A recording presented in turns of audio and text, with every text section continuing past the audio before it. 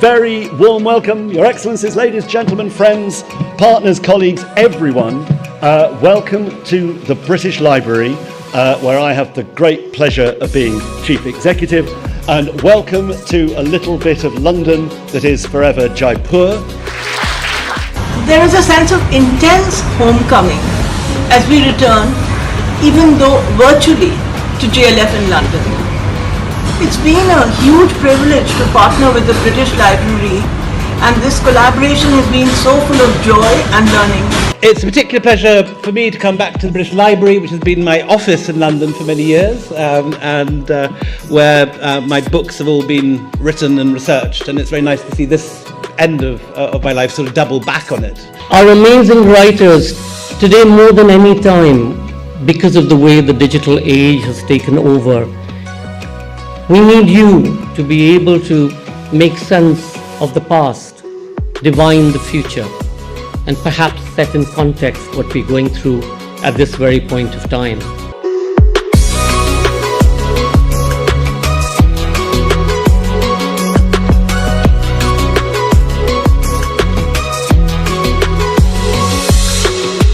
This is the first time I've been to it in London. I've been to the one in Rajasthan before, and it's fantastic. It's got a different vibe here, but it's equally wonderful here.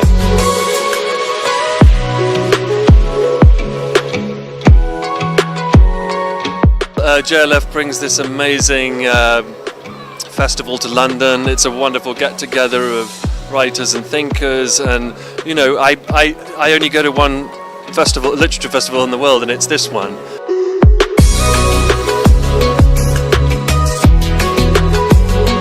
The people who've been here, both bookshop customers, the authors and the organisers, have been an absolute delight to work with.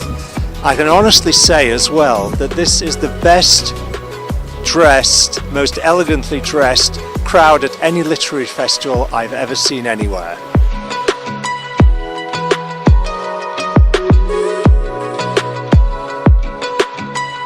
It's maintained the standards which I'm accustomed to in Jaipur itself, and I'm extremely happy to be part of it here. I love this festival. I think it's a privilege for me. JLF deserves enormous congratulation for the way that it puts its program together here. I think that all of the events are superbly chaired. I think that the setting here in the British Library is just a fantastic environment.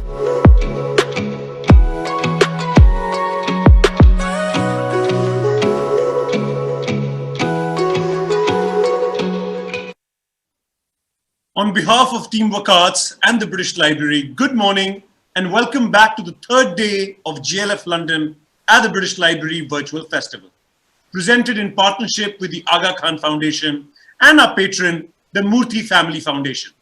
Our magazine partner for this series is The Week, Journalism with a Human Touch. Our first session today is Our Bodies, Their Battlefield, What War Does to Women. Christina Lamb in conversation with Taran N. Around the world, a woman's body is still very much a battlefield, and hundreds and thousands of women bear the invisible wounds of war. Award-winning foreign correspondent Christina Lamb has worked extensively in war-torn areas and combat zones for more than 30 years. Her latest book, Our Bodies, Their Battlefield, is an essential, groundbreaking examination of how women experience sexual abuse in modern conflicts. In this eye-opening session, she gives voice to some first-hand accounts of women who have survived conflict, warfare, and rape at the hand of armies, terrorists, and militias who use this as a weapon to humiliate, oppress, and carry out ethnic cleansing. Christina speaks to author and journalist Taran N of the suffering and bravery of these women in war and brings out the stories of those fighting for justice. Christina Lamb is a chief foreign correspondent at the Sunday Times and one of UK's leading foreign journalists. She has been awarded Foreign Correspondent of the Year 5 times, as well as Europe's top war reporting prize, the Prix Bayou. She's the best-selling author of Fable Kabul, The Africa House, Waiting for Allah, The Swing Circles of Herat and House of Stone. She also co-wrote the international bestseller, I Am Malala, with Malala Yousafzai, and The Girl from Aleppo with Nujeen Mustafa. Taran Khan is the author of Shadow City, A Woman Walks Kabul. She's a journalist and non-fiction writer and writes on gender, culture, and cinema. Our sessions are available to view on london.jlflitfest.org and will also be available on our Facebook page, JLF Litfest, and on our YouTube channel, Jaipur Litfest JLF. In case any of you drop off due to bandwidth issues, you can log back on. Please do ask questions and comment by typing in the comment section. Love for you to consider donating to help us with JLF London at the British Library by clicking on the donation link. We would also like to thank Launchora, our podcast partner, for this session. Ladies and gentlemen, our bodies, their battlefield. What war does to women. Christina Lamb in conversation with Taran Khan. Over to you, Taran. Thank you, Ankur. Welcome, Christina. Wonderful to see you again and to be a part of this virtual session today at the Jaipur Litfest and the virtual British Library. Christina, I'm going to start by noting your book, which is over 400 pages long. It goes across 4 continents. You visit countries, you talk about countries from Argentina, former Yugoslavia, Rwanda, Bangladesh, Iraq, and others. And you also take us across a long period of time. I mean, you mentioned the aftermath of the Second World War to the more recent Yazidi women who were kept as sex slaves by ISIS fighters. So clearly this is an issue of massive proportions, of international significance, and yet one of the reasons you said you wanted to write this book was because you were angry that the voices of these women were not being heard. Can you tell us a little bit about why you decided to write this book and why you felt this way? I will. Thanks, Taran. Great to see you again from a distance, and great to be part of this wonderful event. I'm so glad that we're able to do things like this in these strange times that we find ourselves in. So thanks for joining us. Yeah, it's a difficult subject to talk about on a Sunday, and I wrote this book, as you rightly say, because I was angry. I had worked for more than 30 years as a foreign correspondent in many different countries, often covering conflict. And I always felt that what happened to women in conflict was very much the untold story, that focus tended to be much more on what happened to the men. And I was always much more interested in the sort of human side of, in terms of how people keep their lives together during war. And, you know, because even in midst of war, you look at places like Afghanistan, which, you know, where war's been going on for 40 years. So most people have only known war, and yet they still have to go to work, educate their children, protect them, get married, have children. So all these things still go on. And it always seemed to me that it was very much the women that were facilitating that, and that they were the heroes actually of these stories. However, there's another side of what happens to women in war, and that is the brutality and the way that people use violence against women in order to achieve their objectives. And I felt that over the last, and this has always happened in war, of course. I mean, if you go back through history, Herodotus, the very first Western history, starts with accounts of abductions of women by the Phoenicians and the Greeks and the Persians. So it isn't anything new, but we are in the 21st century, and I felt very angry that over the last few years, I seem to have seen more violence and brutality against women than in the whole of my career. And I found that very difficult to understand why that should be happening and why nobody seems to be doing anything about it.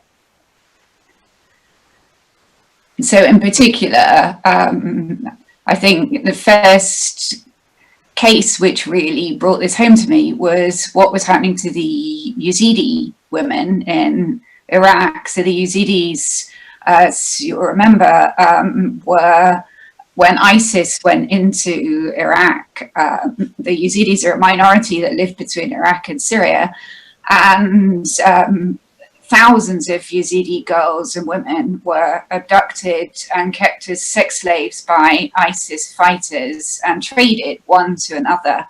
And when I met some of those girls and they told me what had happened to them, you know, it was just really so shocking and so difficult to believe that something like that was happening at this time. And, you know, girls told me about being taken to this Galaxy Cinema, which was really a slave market where they would be separated into groups, whether they were considered ugly or beautiful. And then the fighters would come and select which one they wanted to take, touch their hair, touch their breasts, and then take them away with them. And one of the Yazidi girls I met told me how she was traded 12 times. She said she felt like a goat just being passed from one to another. So there was the Yazidis. Then around the same time, I was traveling a lot in Nigeria, and you might remember the Chibok girls who were abducted from their school in northern Nigeria, more than 250 of them in the middle of the night, and which got, you know, big headlines for a couple of weeks. But actually, you know, that was 5 years ago, and still most of those girls are missing and everybody's forgotten about them. And actually, when I went and talked to people in northern Nigeria about this, I discovered that, you know, this was, although this had got a lot of attention, this was happening all the time. There were thousands and thousands of girls that had been taken by Boko Haram fighters and kept as what they called their bushwives. And then in 2017, I was in Bangladesh covering the exodus of Rohingya from Myanmar. And again, the stories that the women I met there told about being tied to banana trees and gang raped by Burmese soldiers were just horrendous. And also the scale of it. I mean, you know, 700,000 people crossed that border, and every woman that I met, and the majority of people coming were women, had similar stories. It was just unbelievable. So having all these things happen within a space of 2 or 3 years just really made me angry that why is all this going on and no one is really doing anything about it.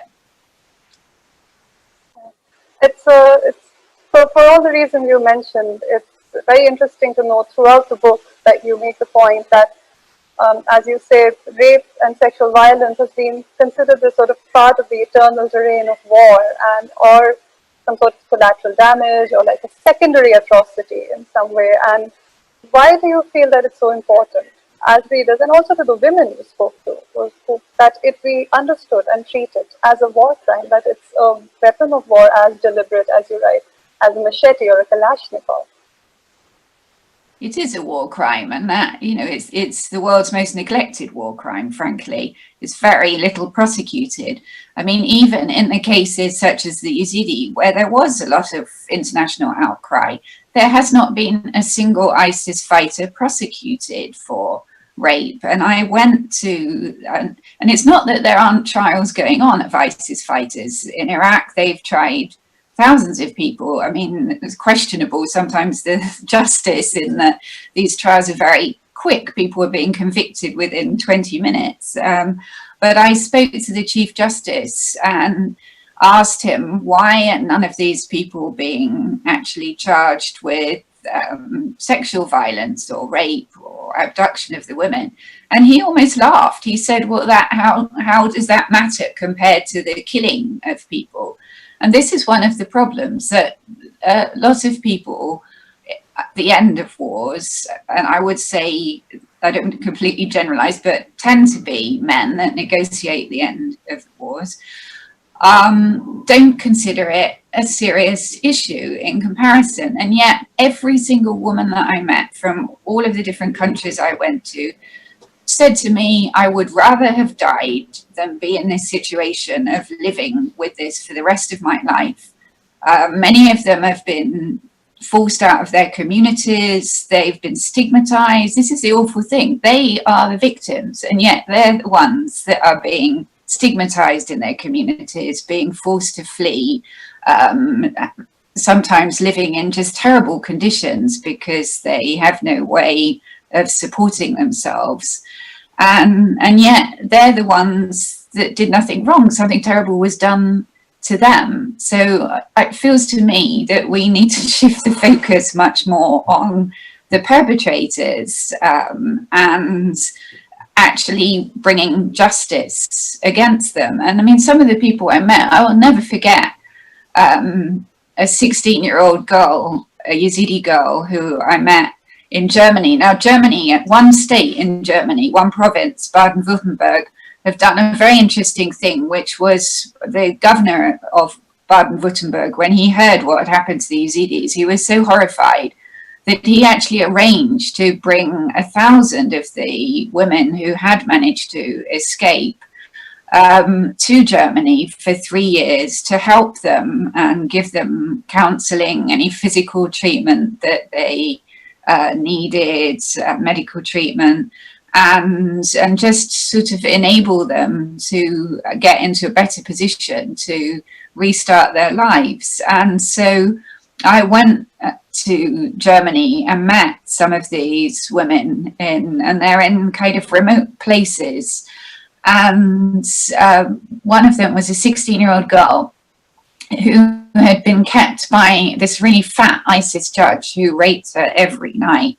And she told me that despite all the terrible things he was doing to her, the worst night of her life was when he brought a 10-year-old girl back and raped her in the room next door. And this girl listened to the 10-year-old crying for her mother the whole night. I mean, these are stories that are so awful and that you'll never forget, you know, and it's so difficult for the women to tell. And I have to say that the women that spoke to me, this book is a collection of their accounts. I don't paraphrase what they say, it's their words. And they were so brave to tell their story, to talk about, you know, anybody listening who may have gone through any of this experience will know it's, you know, it's the hardest thing to possibly recount. And so they were astonishingly brave to speak out. And they deserve to be listened to and something to be done about it. You also, the other thing I was really struck by while reading your book, Christina, is, as you say, the whole idea of accountability for these crimes and how the woman after woman who you spoke to said, no, I want the perpetrators to be tried for what they did to me, besides being tried for the other crimes of war. Can you tell us a little about the legal framework for accountability, which I was quite surprised to see as a very short history. By reading your book, I realized that it's not, you know, the whole idea of treating these as war crimes and international courts is an extremely short story. Yeah. Well, you know, as I said, through history, this has happened, but it doesn't mean that it's acceptable, right? And I hope that we have sort of higher standards of human rights in the 21st century than in ancient times when this was first happening.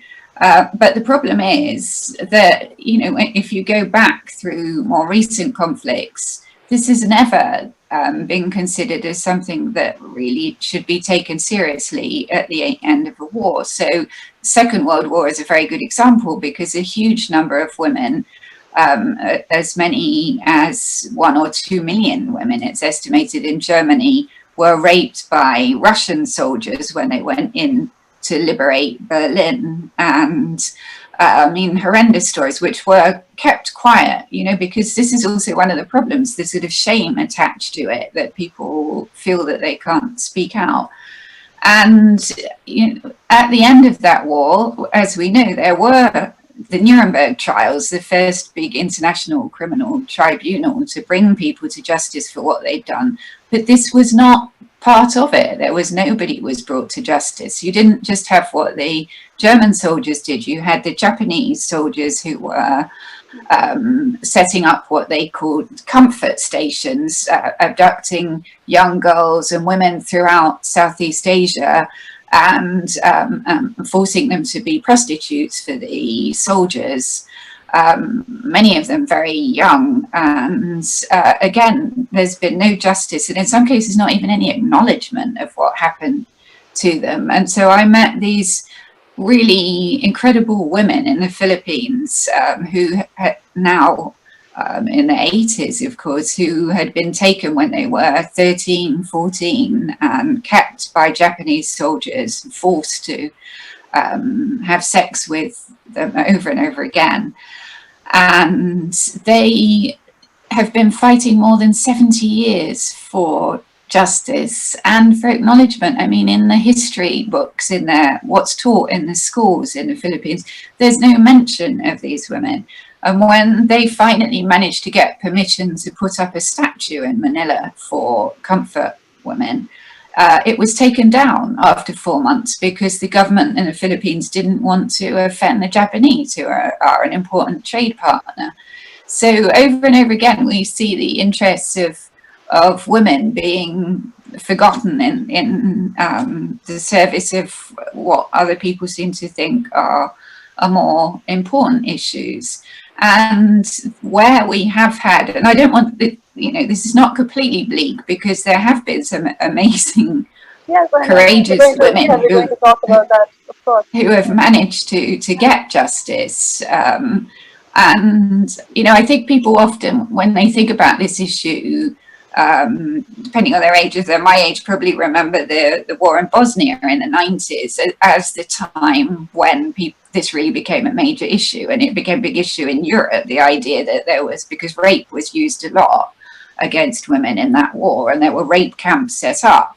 And so the idea that there were rape camps in the centre of Europe was something very shocking to people. And so there were tribunals at the end of that war for war crimes, and rape was part of it. But actually, I was very shocked when I went to Bosnia and talked to women that not many people were brought to justice, considering you're talking about 25 to 30,000 women. Maybe 90 men were brought to justice. So lots of the women I spoke to there said that they see their perpetrators, in coffee shops or in local areas, that some of them are working as police, and yet they did these terrible things. Yeah, and you also write at length about Rwanda and how the incredible, the way the women there simply insisted on, getting justice in a way. And they created this incredible international precedent. And yet their own lives remain tragically unchanged at the end of that process. The Rwanda case is really interesting, because I think not many people, I certainly didn't realize until I started looking into this, that the first place on earth where rape was prosecuted as an international war crime was in the Rwanda tribunal, which took place in Arusha in Tanzania. And the reason that happened was, again, because of incredible bravery of 5 women that, literally risked their lives to go and give accounts of what happened to them. And the interesting thing, this first person that was brought to justice was a mayor, John Paul Akayesu, of a small town called Taba, about an hour outside of Kigali. And he was actually being tried not for sexual violence, he was being tried for genocide and other things that happened. And some of the women giving testimony in the trial started speaking about the rape. So one woman was talking about things, and then she said, and then he raped me about.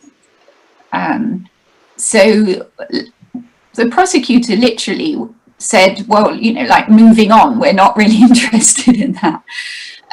Fortunately, there was a female judge from South Africa, Judge Pile, as one of the judges, and she said, hang on a minute, this woman's come all the way here and to testify, let's hear what actually happened to her. And then this woman recounted the rape and said that actually lots of people were being raped in the town hall. So then it was because of that, they then ended up actually stopping the trial and adding the charge of sexual violence, and then bringing women to come and talk about it. And these particular women who testified, you know, they were mostly poor women from this village, and they managed to change history. Basically, they got this conviction, which was incredible. But it's quite shocking because you go back, so that was in 98, 20 years on. First, they can't understand why this is still happening, because they thought what they'd done would actually mean that this stopped. And then they hear about what happened to the Yazidis and others, and so they find that very difficult to understand. But also their own lives are miserable. They're still living in terrible conditions. They don't have electricity, they don't have food. One of them selling lumps of charcoal in the market in suburb of Kigali, you know, really scraping to get by. And you think, my God, these women did something so phenomenal, and yet they're living in misery. And that's really the problem, I think, that where there have been convictions, and there have been some, it's through the bravery and determination and persistence of some women, and it's not a sort of general institutional change. Yes, and part of what makes this book so special to read are the voices of these women who you say persisted, and it's incredible how they just managed to make some kind of change. There are also a few men there who are beacons of hope despite everything. Can you tell us a little about that? Yeah, so of course, when you write a book like this and you hear such terrible stories, and it does start to make you think about, you know, is there some kind of dark side within men, that if they were in this situation of war where anything goes, that they would also, you know, men that you know and love would also turn into a monster like this. So, you know, it's a kind of something that you think about. And I do think there's a very interesting book for somebody to do about the perpetrators. But some of the great heroes in my book are men, and some quite unlikely. One of them is a beekeeper from Aleppo who told me that because he kept bees, he became very interested in women's rights, because of course the hive is controlled by a queen bee. And he said, you know, he found that, you know, that it's very impressive the way that they organize everything. And yet he lived in a society where women were not supposed to talk about things, not supposed to have opinions, just to follow what the men said. So he started thinking much more about women's rights because of the bees. So when he heard about the Yazidi girls being taken by ISIS and forced into being sex slaves, he decided he would do something about it. And so he actually personally rescued more than 300 girls at, you know, tremendous risk. And it was interesting because he said, you know, he'd never done anything like that in his life, but he did know about trading because of trading the honey that he produced. So he kind of contacted traders and talked to them, and they said, you know, you need to look at the cigarette smugglers and how they smuggle the cigarettes, and maybe you can use the same ways to smuggle the girls out. So he sort of used that and came up with all sorts of ruses of like having, because you had to kind of establish where the girls were being kept and how you could get them out. So he did things like renting properties and having like a fake bakery which would be delivering bread, just so that he could establish contact with girls that he'd been told about. So, I mean, amazing man. And then, I mean, one of the most remarkable, perhaps the most remarkable man I have ever met, a man called Dr. Denis Mukwege from the Democratic Republic of Congo, who's a gynecologist who set up a hospital called the Panzi Hospital in Bukavu.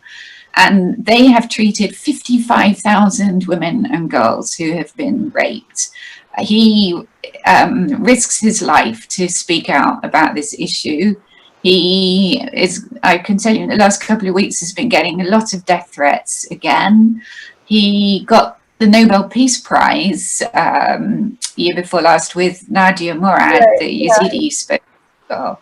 or spokeswoman, because of their work on this issue.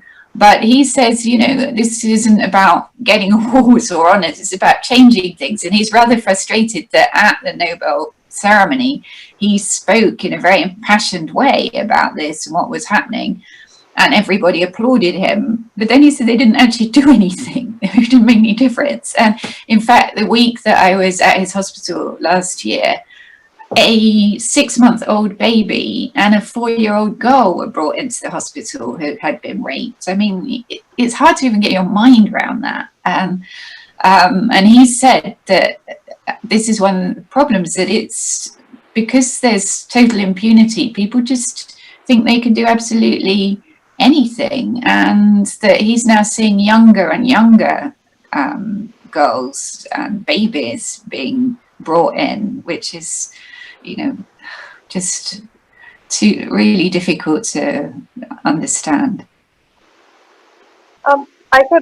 Christina, like, this is such an interesting book, and these are such compelling stories that we should talk about them much longer. But I just have one more question for you before we take questions from the audience. And everything you've said and everything you've written just shows how complicated this entire question is. And there's this tension between legal action and also sort of inaction. The fact that simply having popular opinion is not enough, as we saw in Nigeria. What do you think? I mean, where will it end? How do you think? Is it the solution to have more women involved in creating solutions for peace? As you quoted someone in your book mentioning the abysmal representation of women in negotiating peacetime accords or ending conflict. Yeah, well, absolutely. This is a really important point. I mentioned the Rwanda case, where the reason that the woman talking about rape was listened to was because there was a female judge. Yes. And it is fascinating when you look at where there have been successful convictions in recent years in places like Guatemala, various countries. Every time there's been a female judge. So I think that makes a huge difference.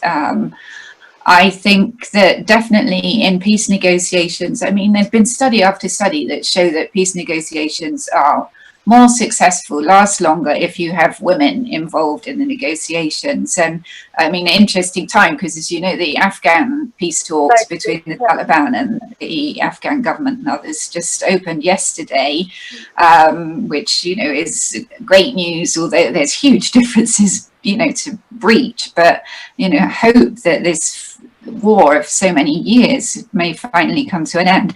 And, you know, initially there were not women going to be on the negotiators, and women have had to really fight and lobby. And yesterday, of the 20 group of 20 that were there were 3 women. Actually, there will be 4 out of the 21, but one of the women was unwell. And, you know, I spoke to one of the women, Fazia Kufi, who has had assassination attempts, including just last month. While she's in the delegation. And, you know, there she is sitting in front of the Taliban who tried to kill her and who imprisoned her husband, who then died, who stopped her from doing studies as a medical student when they were in power because they stopped women studying. So, you know, she personally knows what it's like to suffer as a result of them. I think it's so important to have, you know, she's there for all Afghans, but she's not going to allow women's rights to be just bargained away as part of a deal to end the war. So this is incredibly important to have more women judges, more women prosecutors, more women peace negotiators. And, you know, they're good at it. Women are used to negotiating arguments within their families and keeping people together. And yeah, I mean, it just makes sense.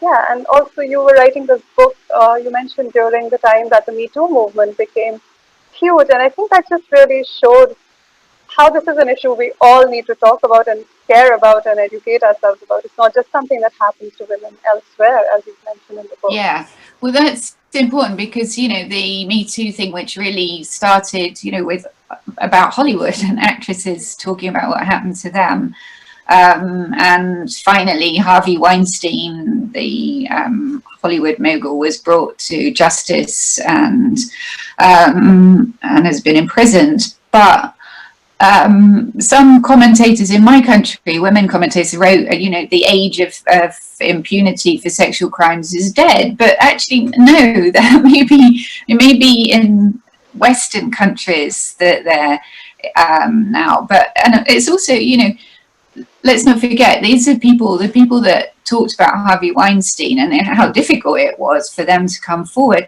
These are people with resources, who are educated, who have access to lawyers and media, and even for them it was really difficult. So imagine somebody in a Congolese village where the people perpetrating this are actually the people running the place, or are the people with the weapons, and how difficult it is to speak out, to do anything. And that's why they need international help, and this needs, countries that give aid to other countries should be making this part of the condition, saying as long as you don't do anything about widespread sexual violence in your country, we will not give aid to you. And so there are things that people can do, but unfortunately often other interests intervene.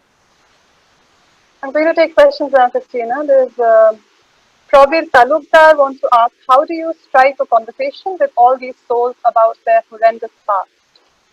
That's a really good question, because actually, of course, the last thing you want to do, as I said earlier, these are really difficult things to talk about. The last thing that you want to do is re-traumatize somebody by making them talk about this all over again. And I was really worried about that. But what happened was that people were kind of self-selecting in a way, because I spoke to people who were already speaking out, who were fighting for justice. Right. Or I talked, for example, in some of the Yazidi camps, I spoke to the trauma therapists or psychologists and said, are there any women that, would be prepared to speak? And they sat in on the conversation, so that if there was a feeling that I was going into an area that we shouldn't go into, I never, I never pushed anybody to. It was very much them telling their story in the way that they wanted to, not asking kind of leading questions and things. And that meant, because these stories are difficult to tell and take a long while to tell. So sometimes, meant sitting many hours, days with people for them to tell. And I often said to people, do you want to stop? Because you don't have to go ahead with this. But, sometimes people, clearly was really difficult.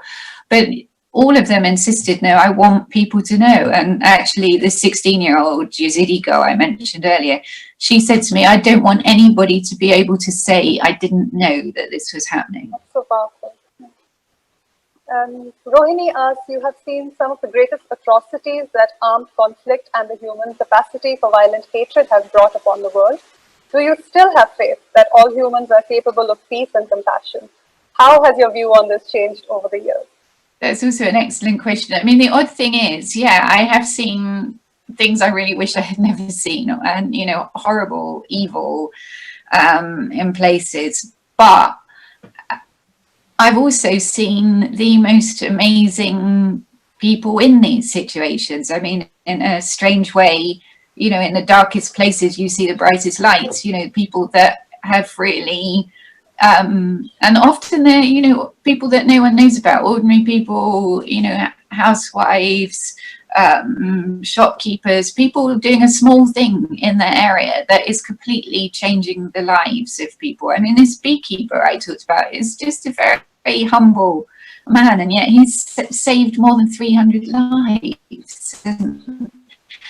And I think also it makes you realize that, I worked with Malala about, how one girl can make a difference, even in a, she was in a remote part of Pakistan.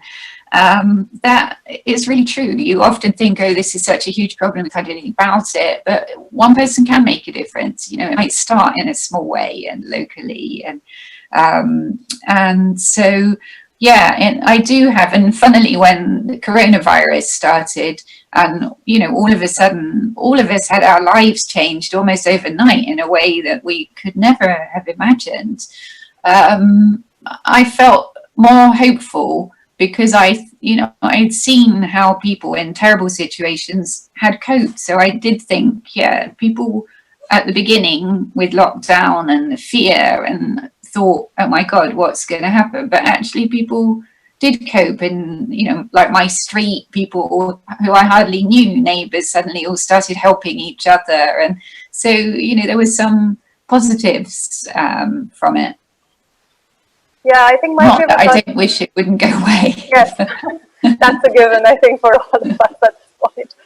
I think my favorite part of the books like yours is the small acts of hospitality that are always coming up in the book, you know, getting a cup of tea or a glass of water from people who have almost nothing. For Ranjay Das asks, your most recent book, Our Bodies, A Battlefield, depicts the effects of war on women. In what ways do you believe that armed conflict has a global influence or impact on gender inequality? Oh, sorry, I missed the last bit. In what ways do you believe that armed conflict has a global influence or impact on gender inequality? Well, I mean, this is the problem, that armed conflict, of course, makes things worse, because I think it's the women that suffer more in these situations. And, you know, unfortunately, sexual violence is a very cheap weapon, right? It doesn't cost anything. It's cheaper than a Kalashnikov, and it is very effective in places. You know, in Congo, militias that want to take over places that have minerals that actually, by the way, are things that we need in our mobile phones and iPads and laptops. They are using rape as a way of terrorizing the communities and making the women leave and the population leave so that they can take over the area. And, you know, sadly, it works.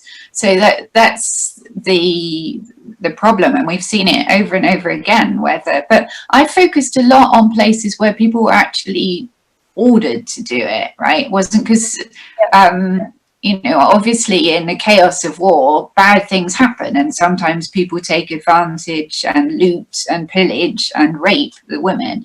But I was more interested, and you know, that's very hard to stop unless you've got more disciplined armies. But if, you know, a lot of the places I was talking about wasn't armies that were doing it, it was like local militia groups or terrorist groups. I mean, ISIS fighters were told that it is your duty to go and rape and take these Yazidi women. A good example is Bangladesh at the war, when Pakistan army also used rape on a wide scale. So it was very interesting to go, you know, while talking to the Rohingya women in Bangladesh, some of the Bangladeshi women I was talking to were like, actually, we know about this because it's happened here in 71.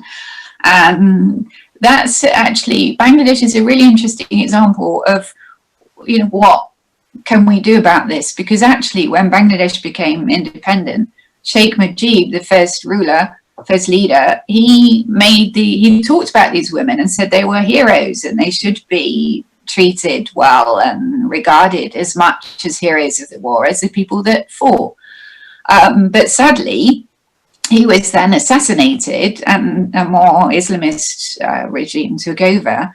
And these women had been identified because they'd been spoken of as heroes. So that really backfired because it meant that they'd been branded in a way. And so all the centres that had been set up for them at the beginning then all had to kind of go underground. And women were had pushed out of their communities. And some of those women that I met, you know, all these years on, I mean, they'd lived almost 50 years, it is now, in basically almost in hiding and shame of what had happened to them. And that's just so sad and wrong. In your book, you've mentioned how slowly there's attempts to break the silence around that and how difficult that is. I think that's all we have the time for now, unfortunately, Christina. But thank you so much for this fascinating and very important session, and I look forward to hearing the rest of your virtual tour with this book. Over to you, Thanks. Ankur. Thanks everyone for listening and caring. Thank you, Christina and Taran, for such an intriguing session. And thank you all for watching and being a terrific audience. We thank our partners, the Aga Khan Foundation UK and the Murthy Family Foundation for supporting the festival. We hope that you will stay with us throughout the day and watch all the fantastic sessions that we have in store for you. Our next session coming up shortly is Virology and Race. Angela Saini, Ajit Lalwani, and Roger Highfield in conversation. We now present a reading from the Jaipur Writer Short Series featuring Guinevere June Howell from the Swansea University.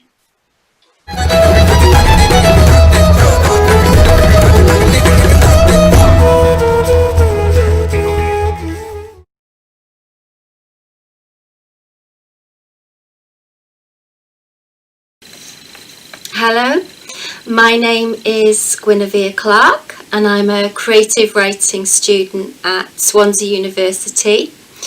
I'm studying for a PhD and my main form is poetry, working along the lines of maternity, single parenting and gender inequality.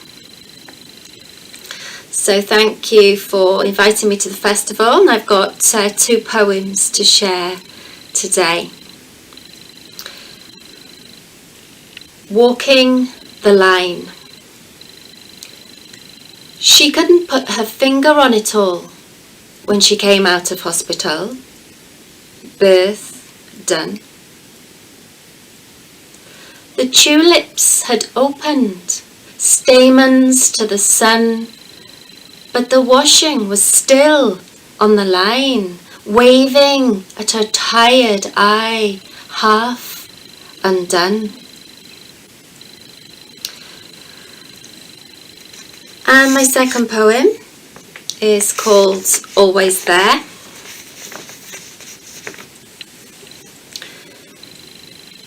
Always there. You said you'd always be there for our son. Skype. Can you check a fever on the wire? Listen through the ether for his cry at night? Grow a hand, stream it to flick on the lights. Will you reach for his shadow? Carve him from snow? Know exactly when his blood needs fluid. You don't see him, smiling, his mirror skin stretched around baubles, angel clear, singing for Jack Frost by the fire. Or smell him, the pine and urine, his first sweat and tooth blood. We wrap you, a present, in the carpet's glitter, the stains that echo from your boots. Slide your box like a casket under our new Poundland tree, the cheapest in Swansea, arching for the ceremony.